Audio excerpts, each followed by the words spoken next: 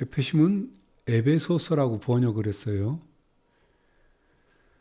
끼후 쉘로메누. 왜냐하면 이분은 우리들의 평화이기 때문이다. 아쉘 아싸 핫 쉐나임 에하드. 그 둘을 하나로 그분께서 만드셨다. 베아라스 메이차트 하가데르. 그리고 그 경계의 가르는 담으로부터 파괴하셨다. 베바텔로 하에바 빕사로. 그 증오를 그분의 육체 가운데 폐하셨다. 에토랏 함 미치보트 베하 후코트. 그리고 그 칙령들 가운데 그 계명들의 토라를, 율법을 리브로 베 나프쇼 에탓 쉐나임 레 아담 에핫 하다시. 새로운 한 사람으로 그 둘을 그분의 생명 안에서 창조하도록 바이 이아스 샬롬. 그리고 그분께서 만드셨다. 평화를.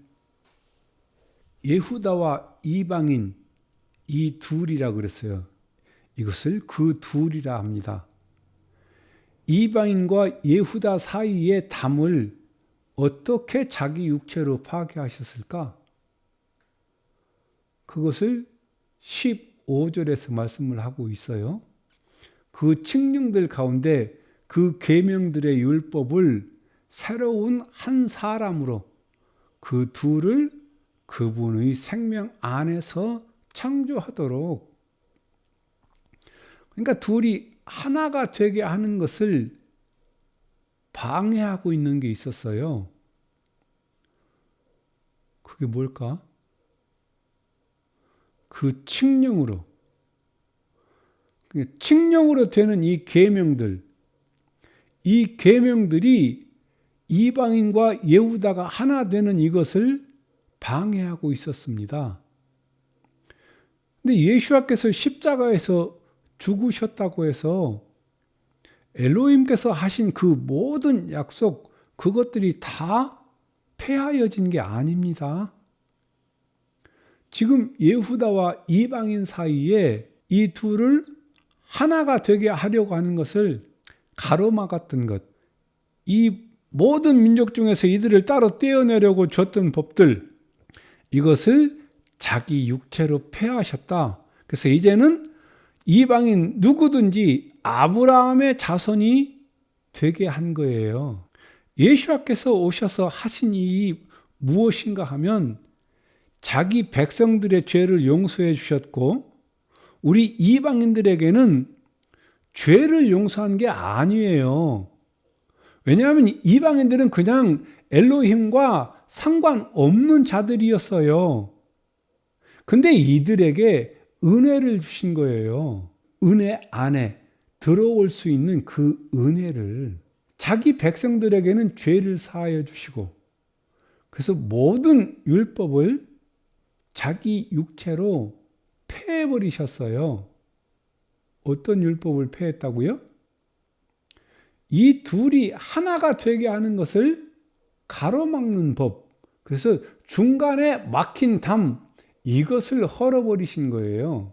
그래서 이제는 이방인들도 이 이스라엘 안에 들어와서 하나의 민족이 되게 하셔서 엘로힘께서 모든 민족의 왕이 되시려고 했던 그 계획을 이제 이루시겠다라는 거예요. 엘로힘께서 아브라함을 선택하실 때 모든 민족을 아브라함 안에 담아서 한 아버지 아래 두시겠다라는 거예요. 그래서 그의 이름이 아브라함, 열방의 아버지예요. 아브라함이라는 이름은 열방의 아버지, 열국의 아버지라는 뜻이거든요. 그러니까 모든 민족을 한 가족 만들겠다라는 것이 엘로힘의 뜻이에요. 그렇게 하려고 하면 이제 그들을 따로 떼내려고 했던 이 법을 없애버리고 이제 이 둘이 하나가 되게 하는 거예요.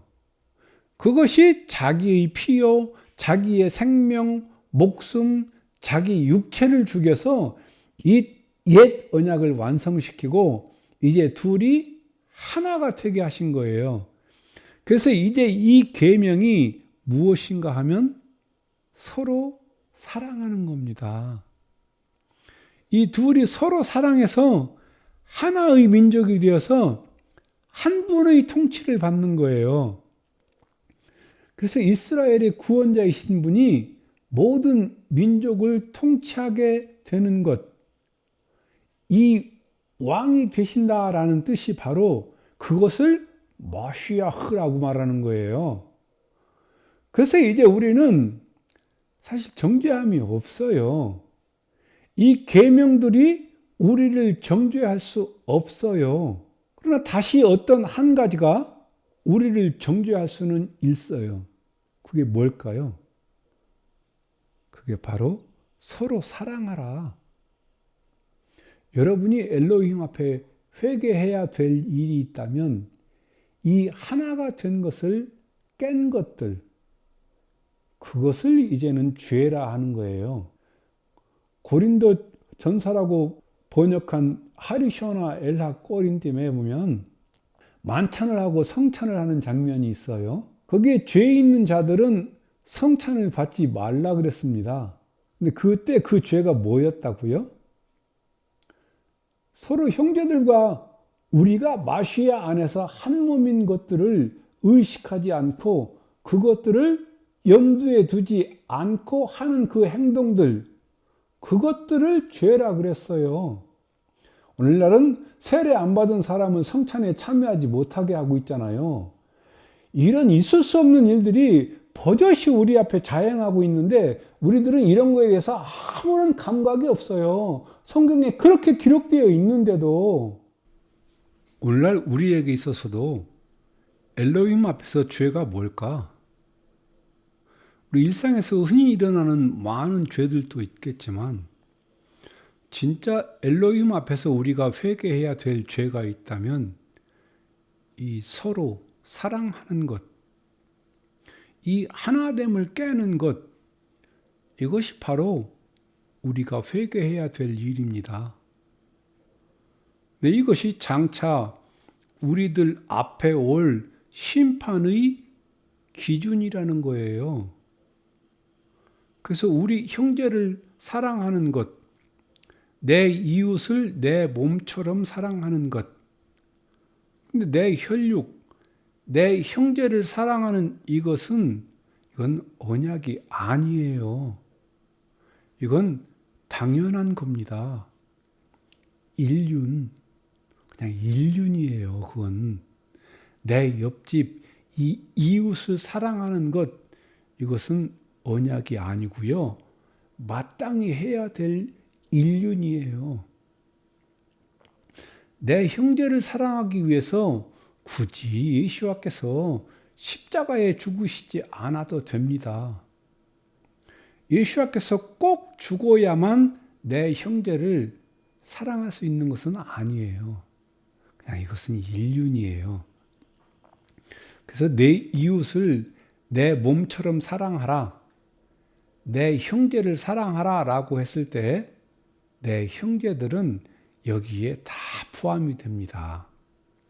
나에게 형제, 그래서 나에게 있어서 형제가 누군지, 이웃이 누군지, 서로 사랑하라고 했을 때 이 서로가 누군지 여러분들이 이걸 아셔야 돼요. 그렇지 않으면 우리는 이 부분을 이해할 수가 없습니다. 왜냐하면 구약 성경 전체의 내용도 보면 엘로힘을 사랑하고 이웃을 사랑하라.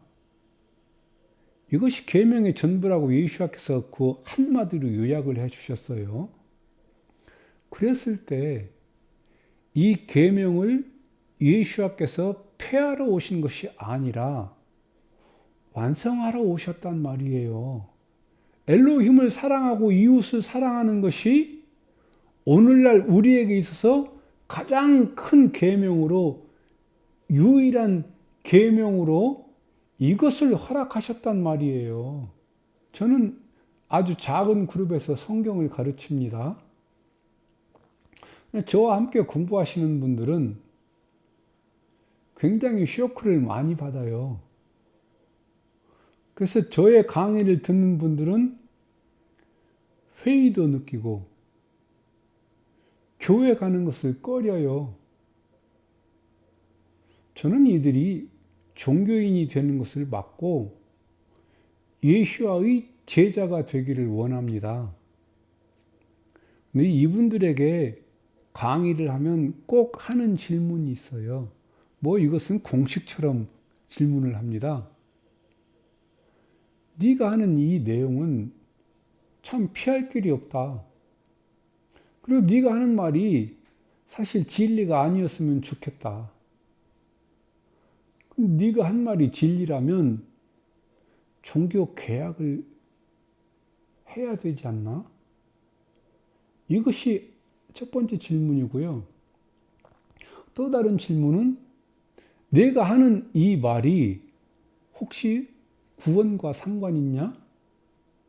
아니면 우리가 몰라도 되고 알아도 되는 것 중에 하나냐? 아니면 꼭 성경을 공부하는 사람이 알아야 되는 거냐?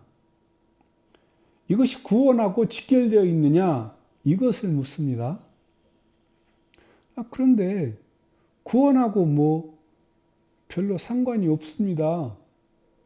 이러면 그럼 난 몰라도 되지. 이럴 거 아니에요? 저는 그렇게 말하지 않습니다. 절대적입니다. 그러면 구원과 절대적이다. 구원과 절대적이다. 그리고 실제로 그렇습니다. 아주 엄중합니다. 왜냐하면 엘로힘께서 심판하시는 기준인데 구원과 직결되어 있지 않겠어요? 그래서 그들이 묻습니다. 아니, 예수와를 믿으면 구원을 받지 않습니까? 구원받을 이름을 예수와 외에는 준 적이 없지 않습니까? 우리가 예수와를 믿으면 구원을 얻는다고 했지 않습니까? 예. 그런데 당신은 구원에 대한 다른 방편을 제시하려고 하는 거냐? 이렇게 묻습니다. 아닙니다.